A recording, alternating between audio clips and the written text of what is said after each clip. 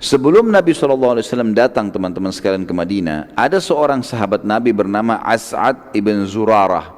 Hafal nama orang ini. As'ad ibn Zurarah radhiyallahu anhu. Ini salah satu pimpinan orang Ansar, orang Madinah. Beliau sudah dengar dari Mus'ab radhiyallahu anhu majma'in kalau Jumat sudah wajib. Masih di fase Mekah itu sudah wajib. Gitu kan? Perintah 5 waktu sholat diikuti dengan perintah Jumat. Maka muslimin kerjakan semampunya. Di Madinah, As'ad bin Zurarah ingin mengerjakan Jumat. Belum ada masjid. Masjid dibangun pertama kali setelah Nabi SAW hijrah. Maka beliau membuka rumahnya dan memberikan kesempatan siapapun yang mau Jumat di antara muslimin datang. Dan terkumpul di rumah beliau 39 orang dari sahabat, 40 orang sama dia. Sama As'ad ibn Zurarah radhiyallahu anhu. Maka dari sini sebagian ulama menganggap bahwasanya syarat Jumat itu adalah 40 orang. Padahal sebenarnya waktu itu kebetulan terkumpul yang mau sholat 40 orang. Harus difahami ini teman-teman sekalian. Makanya pendapat yang paling kuat bukan 40 orang sebenarnya, tapi Jumat berlaku seperti berlakunya sholat wajib 5 waktu. Ada imam, ada makmum sudah boleh sholat. Sudah boleh sholat itu. Dan masuk dalam masalah Jumat. Pernah ada seseorang menanyakan kepada saya, tapi memang mereka di negara non-muslim yang waktu itu di Jepang. Saya diundang sana Ramadan ceramah di Tokyo, kemudian ada orang yang datang kepada saya bertanya. Dia bilang, Ustaz, kami di perusahaan ini cuma 2 orang muslim. Saya sama teman saya. Jumat bagaimana caranya? Kalau sholat 5 waktu kami masih sholat, kadang-kadang kami masing-masing sholat. Tapi sholat Jumat gimana? Saya bilang, kalaupun saya sholat 5 waktu harus usahakan berjamaah. Dan sholat 5 waktu kalaupun ada akad kerja nggak bisa ditinggalkan, wajib seorang muslim patuhi akadnya. Maka jangan ketinggalan sholat wajib nggak bisa. Semua haknya makhluk. Kalau yang wajib, misal bakti sama orang tua, ya, patuhnya seorang istri pada suami, ini wajibnya hak makhluk. Kalau ketemu dengan hak wajibnya Allah, sholat 5 waktu misalnya, hak wajib Allah, maka harus haknya Allah didahulukan. Kalau ketemu antara hak Allah sunnah dengan hak wajibnya makhluk, misal kita lagi sholat sunnah, ibu kita manggil, batalin sholat sunnahnya. Karena hukum Allah, hak Allah sunnah ketemu dengan hak wajibnya makhluk, ini pun Allah yang tentukan hak wajibnya, ya. Maka kita dahulukan haknya orang tua kita karena wajib menjawab panggilannya dia. Kita lagi sholat sunnah, gitu kan. Tapi di sini kalau ketemu sholat wajib, hak wajibnya Allah dengan panggilan orang tua, nggak boleh, harus tetap sholat, nggak boleh kita batalin, karena hak wajibnya Allah di sini. Ini perlu digarisbawahi, ya. Di sini teman-teman sekalian,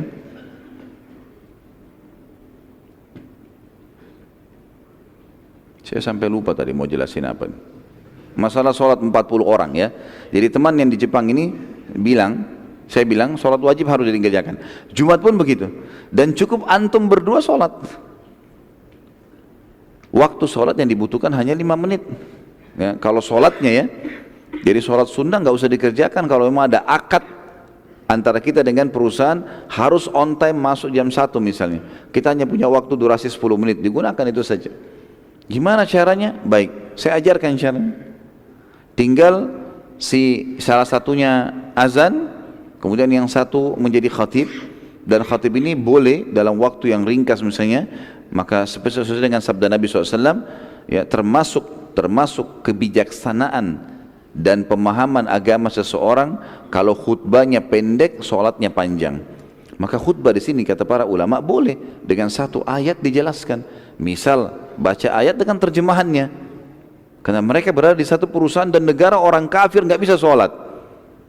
Itu solusinya.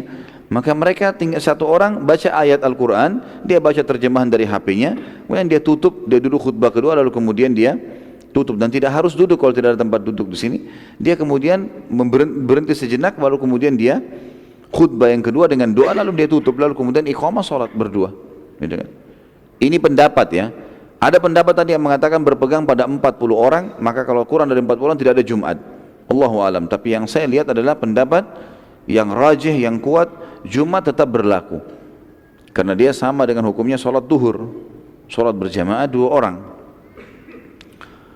Pada saat itu Nabi SAW setelah selesai sholat Jumat, sudah bubar, ya, Beliau masuk menuju ke kota Madinah, lebih dalam lagi. Tentu antara Masjid Kuba sama Masjid Nabawi sekarang jaraknya kurang lebih 7 kilometer. Kurang lebih 7 kilometer jaraknya. Jadi di antara perjalanan itu adalah ada suku Salim bin Auf tadi. Nabi SAW sholat Jumat di situ. Tidak jauh dari Kuba. Pada saat Nabi SAW mulai memasuki pusat kota Madinah dan masyarakat Madinah sudah mengetahui itu, mereka kembali lagi ingin menarik kekangan unta Nabi SAW. Maka beliau mengucapkan kalimat yang masyhur, da'ha fa innaha ma'murah. Tinggalkan saja unta ini, jangan ada yang tarik tali kekangannya. Dia mendapatkan perintah dari Allah langsung. Dia tahu dia akan berhenti di mana. Karena mereka semua pada berebut. Ya, mereka terus berebut. Mereka mengatakan, ya Rasulullah di rumah kami, ya Rasulullah di rumah kami, ya Rasulullah di suku kami. Kami akan membela anda, kami akan memberikan anda ikram, memuliakan anda, segala kebutuhan kami penuhi. Terus saja suku demi suku saling menarik ini.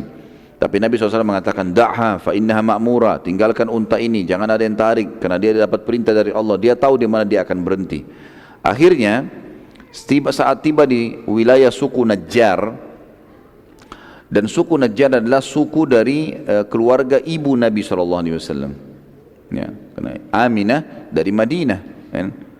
Asalnya dari Madinah, banyak keluarganya di Madinah. Makanya waktu sebelum meninggal, beliau sempat mengajak Nabi SAW ke Madinah, kemudian kembali dari Madinah mengunjungi suku Najjar ini, suku daripada keluarganya.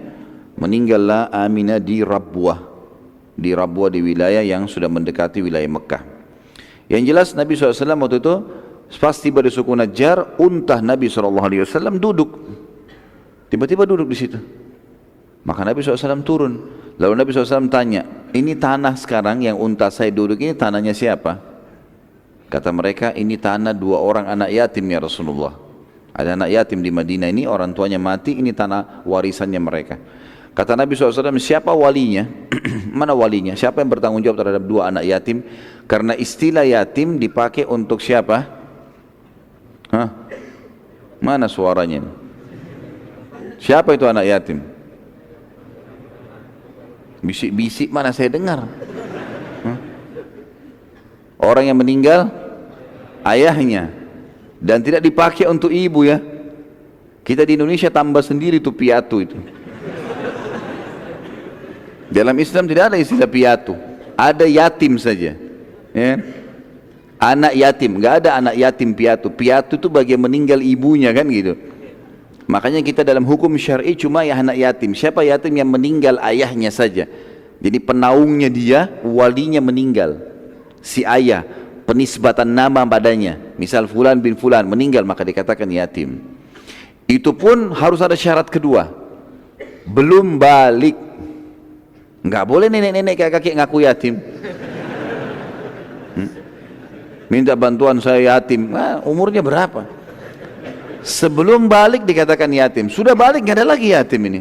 Istilah yatim sudah diangkat dari dia. Gitu kan? Sudah nggak ada. Makanya harta anak yatim kalaupun dia kaya, kemudian sudah dipegang oleh seseorang, misalnya pamannya atau siapa saja, dan ternyata dia sudah balik, dikembalikan ke anak yatim itu. Kecuali dia gila misalnya anak ini, atau apa yang dianggap kurang waras, atau mungkin masih belum bisa, itu mungkin lain. Tapi balik itu sudah dijadikan sebagai tolak ukur. Anak yatim ini, kenapa Nabi SAW mengatakan mana walinya? Karena belum balik. Ditanya siapa walinya, siapa yang pegang hartanya ini? Karena semua anak yatim kalau masih belum mampu mengelola, diberikan hartanya kepada walinya, kayak pamannya, ya, tantehnya, siapa keluarganya yang terdekat yang masih hidup. Maka datanglah walinya. Lalu kata Nabi SAW, saya ingin membeli tanah ini. Kata dia, ya Rasulullah, wakaf buat anda, silahkan, nggak usah dibeli. Kata Nabi SAW, tidak, saya akan membelinya. Taruh nilainya berapa, saya akan bayar. Tapi ternyata orang ini juga masih berat. Ya Rasulullah, berat, tidak usah, wakaf, ambillah. Kata Nabi SAW, tidak bisa. Maka Nabi pun SAW menilai harga tanah sekitar lokasi itu. Ditemukanlah nilai tertentu, lalu Nabi SAW menebusnya maksud saya, bayar.